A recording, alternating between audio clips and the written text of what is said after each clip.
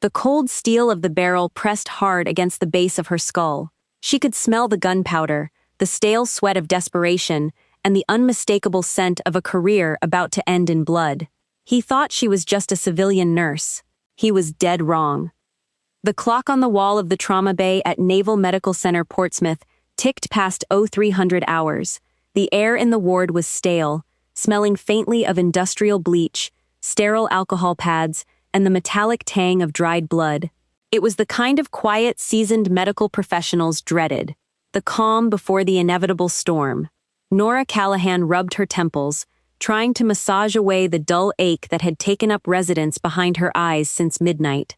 As a senior charge nurse with over a decade of experience in military medicine, she had seen it all: shrapnel wounds from combat deployments, bar fight lacerations from junior enlisted sailors who didn't know their limits, the hands of young spouses receiving the worst news of their lives. She was resilient, professional, and entirely unfazed by the bravado that often walked through the double doors of her department. Outside, a relentless Virginia rain lashed against the reinforced glass windows. Nora took a sip of her lukewarm black coffee, eyes scanning the electronic health records on her terminal. The ER held at a low hum. Dr. Felix Donovan, the attending on call, was catching a quick nap in the break room. The only other staff on the floor was an orderly restocking supply closets down the hall. The automatic doors hissed open, breaking the silence. Nora looked up, expecting paramedics or a base police escort. Instead, two men walked in, completely unescorted. Young, mid-20s at most, drenched from the rain.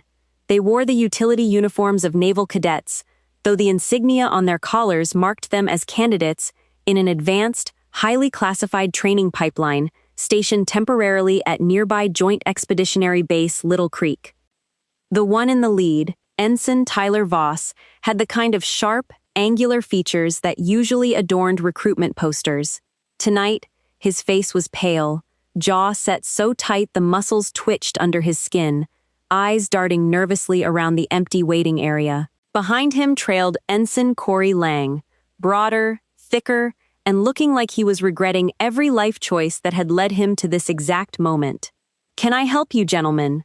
Nora asked, voice steady and authoritative. She didn't stand up immediately, just adjusted her posture, signaling this was her domain. Voss approached the triage desk, leaning over the high counter. He didn't offer a military ID or health card. He just stared at her name tag. "Nurse Callahan. We need to get into the system, now." "Excuse me?" Nora raised an eyebrow. "If you need medical attention, I'll need your IDs, and you can take a seat while I start a triage file. If you're looking for the administrative office, it opens at 0800. "I don't need triage." Voss's voice dropped to a low, urgent whisper. "I need you to access the pathology lab results for a blood draw taken 12 hours ago under my name, Tyler Voss." Nora's expression hardened. She recognized the signs of panic. In the high-stakes world of special operations training, a failed drug test or an undisclosed medical condition was an automatic drop, a one-way ticket out of the elite community and into the regular fleet, or worse, a dishonorable discharge. "Ensign." Her tone stayed perfectly level. "Even if I had the authorization to pull your lab results without a doctor's order, which I don't, I wouldn't do it at 3 in the morning because you walked in here demanding it. You need to leave." Lang shifted uncomfortably behind Voss. "Ty man, let's just go. This is a bad idea. If the chief finds out we left the barracks."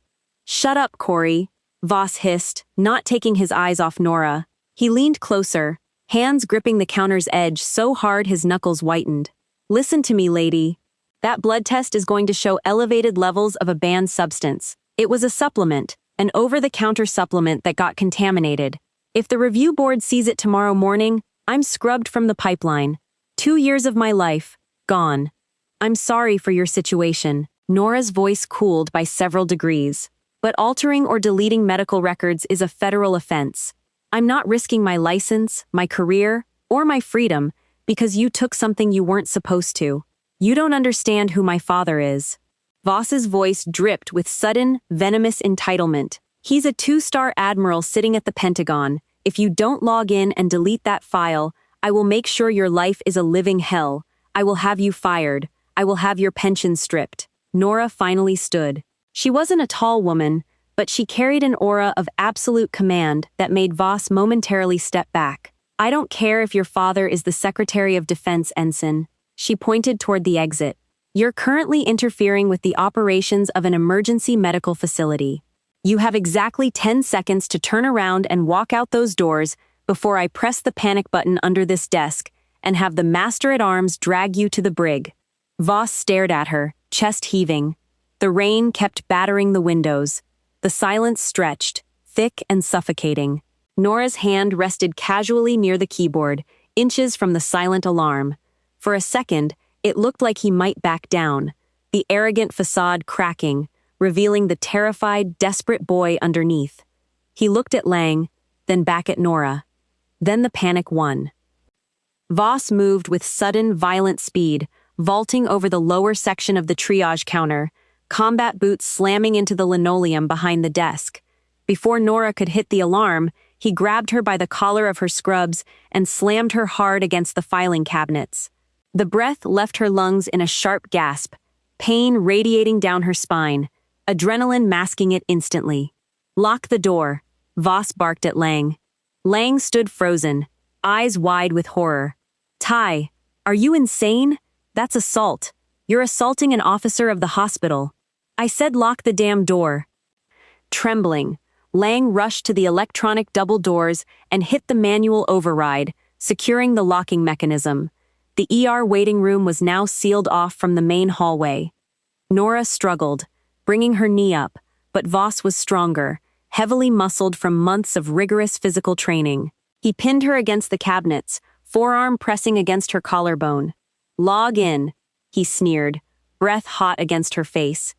You're going to federal prison. Nora choked out, staring defiantly into his eyes. There are cameras everywhere. You think this solves your problem?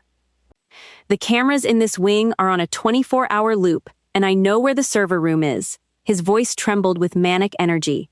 But right now, I need your smart card. Log in, delete the file, or I swear to God I'll beat you until you do. Do it yourself. Nora spat. Voss's hand dropped to his waistband.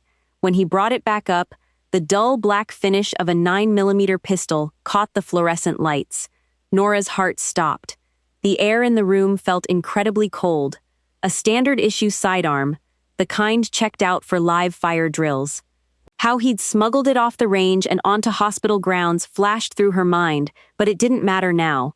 What mattered was the barrel resting firmly against her temple. Wah! Ty, put the gun down! Lang screamed, stepping forward. This is a hospital. She's a nurse. What the hell is wrong with you? Shut up, Corey. Just watch the hallway. Voss's hand was shaking. That was what terrified Nora most. A calm man with a gun is dangerous. A panicking, desperate kid with a gun is a tragedy waiting to happen. His finger sat inside the trigger guard, resting dangerously close to the trigger. Okay. Nora forced her voice to stay steady. Panic would get her killed. She had to de-escalate. Okay, Voss. Just take a breath. Take the gun away from my head, and I'll sit down at the computer. Don't play games with me. He pressed the muzzle harder into her skin. Swipe your card. Nora slowly reached into her pocket, pulling out her CAC, Common Access Card. Her hands were remarkably steady, a byproduct of years in high-pressure situations. She slid the card into the keyboard reader. The screen prompted a 6-digit PIN. Type it in. Voss kept the gun leveled at her head. I'm typing. Nora deliberately slowed her movements, buying time. She knew the patrol schedule of the base police. She knew Dr. Donovan would eventually wake up. She just needed time. Faster! Voss racked the slide of the 9mm. The metallic clack-clack echoed loudly through the quiet ER. A live round was now chambered. The stakes had just escalated from a threat to imminent lethal danger.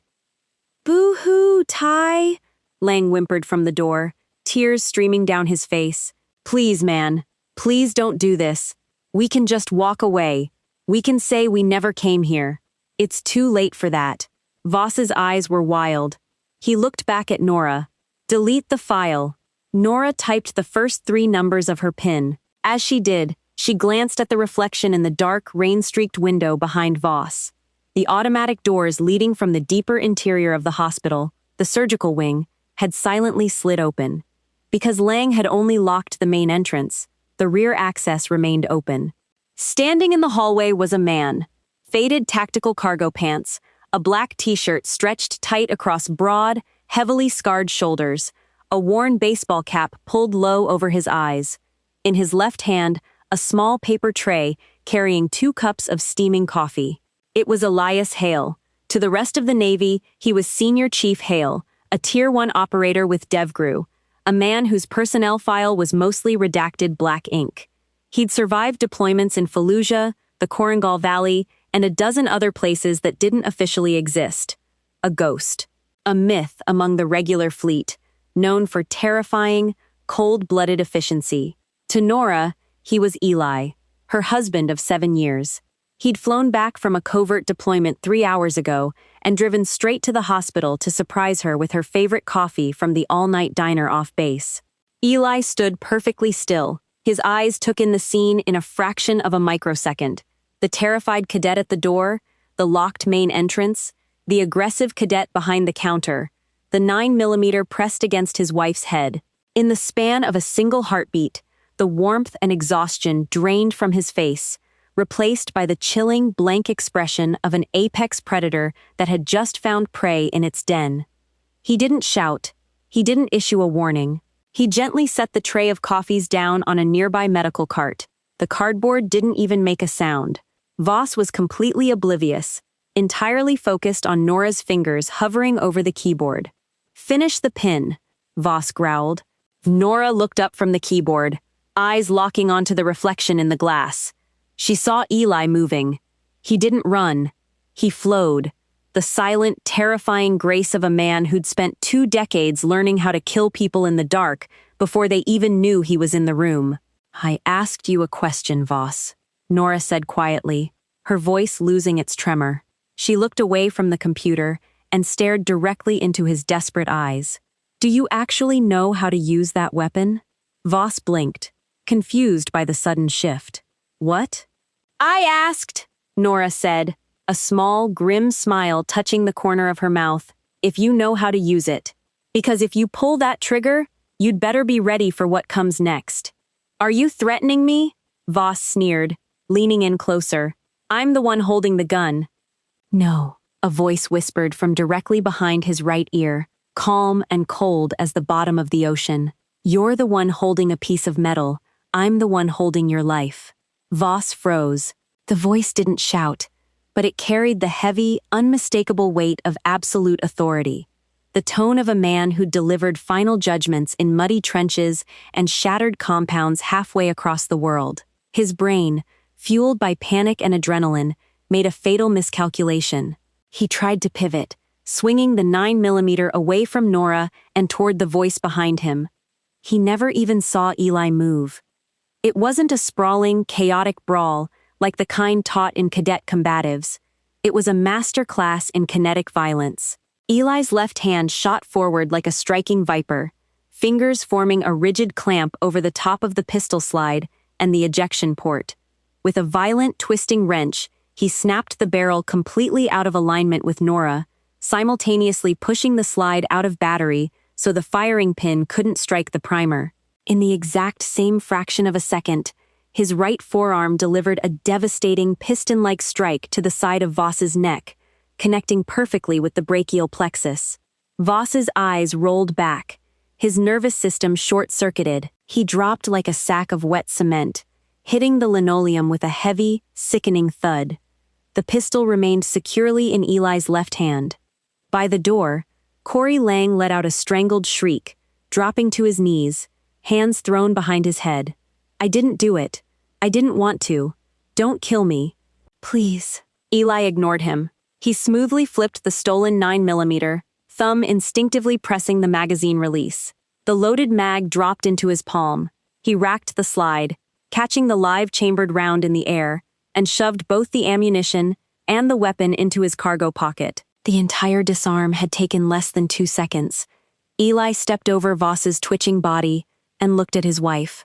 The cold, lethal mask melted away instantly, replaced by a look of profound, terrifying concern. "Nora," he breathed softly, reaching out to gently touch her shoulder. "Are you hit? Are you hurt?" Nora let out a long, shuddering exhale, leaning into his touch for a fleeting second before her professional training kicked back in. "I'm fine. I'm okay. My heart's beating at about 200, but I'm intact." "I'm going to kill him," Eli said. It wasn't an angry outburst, a calm, factual statement. He looked down at the groaning cadet at his feet. "I'm going to break every bone in his hands, and then I'm going to throw him through that window." "No, you aren't," Nora said firmly, grabbing her husband's wrist. Her voice trembled, but her grip was iron. "You're going to stand down, Senior Chief. The threat is neutralized." Eli locked eyes with her, jaw clenching. For a moment, the Tier 1 operator warred with the devoted husband. Finally, the tension in his shoulders dropped a fraction. "Okay," he whispered. "Okay." On the floor, Voss groaned, eyes fluttering open. He reached a hand to his neck, coughing violently as the paralysis faded into agonizing pain. He looked up, vision swimming, trying to focus on the man standing over him. Who the hell are you?" he choked out, spitting blood onto the pristine floor. Eli slowly crouched down, his face inches from the young man's. "I'm the guy who's going to make sure you never wear a uniform again. And you're going to tell me exactly why you were willing to throw your life away and take my wife's over a blood test." It was just a supplement," Voss stammered, shrinking away from the terrifying intensity in Eli's eyes. "My dad. I don't care about your dad." Eli's voice dropped to a low growl. "I've seen guys piss hot for steroids, HGH, amphetamines. They cry, they beg, they take their dishonorable discharge, and they go home. They don't pull a gun on a federal employee. Not unless a positive test exposes something a hell of a lot bigger than one cadet's ego." Nora, recognizing the truth in his words, turned back to her terminal. She was already logged in. With flying fingers, she bypassed the standard triage screens and pulled up the pathology queue for Joint Expeditionary Base Little Creek candidates. She found Tyler Voss's file. "Eli." Her voice dropped to a whisper as she scanned the digital readout. "This isn't a standard toxicology flag." Eli stood, keeping one boot firmly planted on Voss's chest to keep him pinned. "What am I looking at?" The blood test flagged for a synthetic compound. She pointed at the glowing monitor. "Erythropoietin, EPO, but a highly experimental variant. Artificially boosts red blood cell production to extreme levels for oxygen retention. It's incredibly dangerous.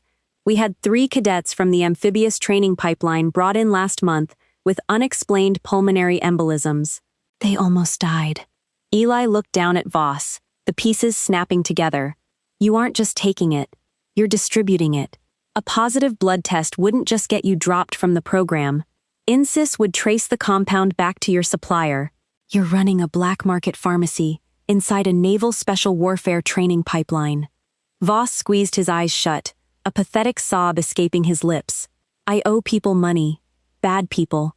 My father cut off my trust fund.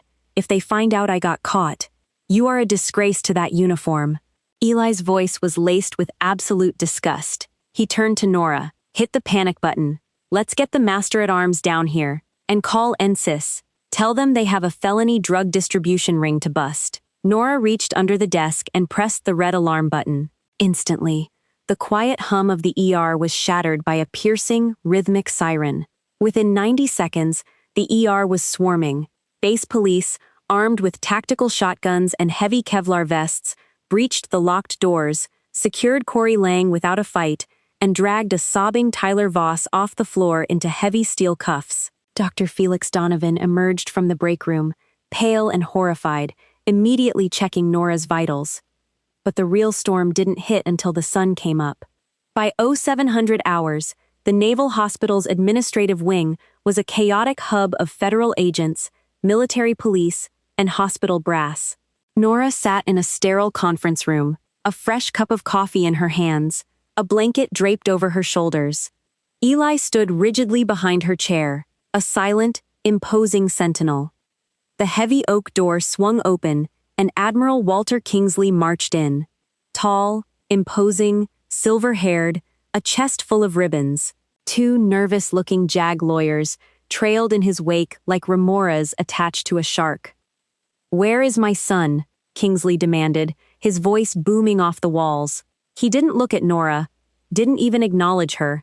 He directed his fury at the NSIS special agent seated across the table. "Your son is currently in federal holding, Admiral," the agent replied calmly. "He's facing charges of armed assault, attempted coercion, and distribution of illegal, classified performance-enhancing substances." "Bullshit," Kingsley snapped, slamming a hand onto the table. "This is a gross misunderstanding. Tyler was suffering an adverse reaction to a prescribed medication. He experienced a psychotic break. The weapon was a prop. This entire situation is being blown wildly out of proportion." He finally turned his gaze to Nora, eyes cold, calculating, entirely devoid of empathy. "Nurse Callahan, I understand you were frightened. I'm prepared to offer you a highly lucrative transfer to the private sector. A quiet resignation on your part, citing the stress of the incident, and we can handle my son's medical breakdown internally." It was a blatant, unapologetic bribe, a threat wrapped in a golden parachute. Nora felt a hot spike of anger pierce through her exhaustion. She opened her mouth to tell the Admiral exactly where he could shove his transfer, but a heavy hand squeezed her shoulder. Eli stepped out from behind her chair, not standing at attention, not saluting, just crossing his arms over his chest, scarred biceps straining against his black t-shirt. "Who the hell are you?" Kingsley barked. "I want this civilian out of this classified briefing immediately." "I'm not a civilian, Admiral," Eli said quietly. Before Kingsley could respond, the door opened again. Captain Donahue, commanding officer of Naval Special Warfare Development Group, DEVGRU, stepped into the room, dressed in his working uniform, face like carved granite. "He's with me, Theodore," Donahue said, his voice carrying the quiet, deadly weight of the Tier One community. Kingsley's face faltered for a fraction of a second. "Donahue, what is DEVGRU doing involved in a cadet disciplinary issue?" "That cadet put a loaded M9 to the head of Senior Chief Hale's wife." Donahue pointed a finger at Eli. "That makes it my business. And this morning, while you were busy trying to buy off a traumatized nurse, Senior Chief Hale made a few phone calls to our contacts at the Pentagon, specifically the Inspector General." Kingsley's face turned the color of old ash. "We secured the hospital security footage, Admiral," the NCIS agent added, sliding a silver flash drive across the table. The camera in the rear hallway caught the entire assault, the slide rack, the threat. It also caught your son confessing to running a drug ring inside the base. We've already raided his barracks. 50 vials of experimental EPO hidden in his footlocker, along with a ledger. Eli leaned forward, resting his hands flat on the table, bringing his face inches from the Admiral's. "You spent your career climbing the political ladder, Admiral." His voice was a lethal whisper, "but you forgot the most basic rule of the Navy. We protect our own. You try to sweep this under the rug. You try to ruin my wife's career to save your entitled, drug-dealing son. And I promise you, I will make sure the footage of him crying on the floor of this hospital is broadcast on every news network from here to DC." The silence in the room was absolute. The Admiral looked from Eli to Captain Donahue to the NS agent, and realized with crushing certainty that his stars could not save him here. He had walked into a room expecting to bully a civilian nurse. Instead, he'd run headfirst into a wall of Tier 1 operators who answered to no one but the president. Kingsley deflated, broad shoulders slumping. Without a word, he turned and walked out of the room, his career and his legacy crumbling to dust with every step. Eli exhaled slowly, the tension finally leaving his body. He turned back to Nora, the hardness vanishing from his eyes, knelt beside her chair, and took her hands in his. "You okay?" he asked softly. Nora looked at the door, then down at the man who had loved her, protected her, and stood by her through the darkest hours.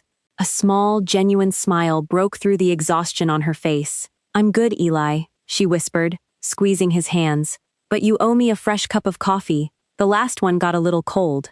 Eli laughed, a quiet, rich sound that filled the sterile room with warmth. "Yes, ma'am, whatever you need." Nora Callahan's unbreakable composure and Elias Hale's lethal efficiency prove exactly why you never underestimate a nurse, and why you certainly never threaten the family of a Tier 1 operator.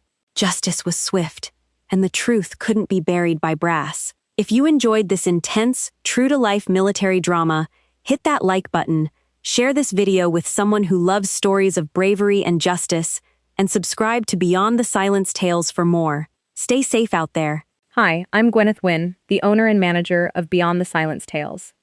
A cadet put a gun to the nurse's head and learned exactly why you never threaten a Navy SEAL's wife. I'd really love to know what you think. How did this story make you feel? What stood out to me most was the combination of courage and self-control. Nora stayed calm during an incredibly dangerous situation, and even when emotions were running high, she kept her focus on doing the right thing. That kind of composure can be just as powerful as physical strength. One thing I took from this story is that integrity matters most exactly when it would be easiest to compromise it. What part of the story stayed with you the longest? Do you think Nora's calm response made the biggest difference in how it all turned out? I'd love to hear your thoughts in the comments. If this story gave you something to think about, feel free to like the video and subscribe to Beyond the Silence Tales for more meaningful stories.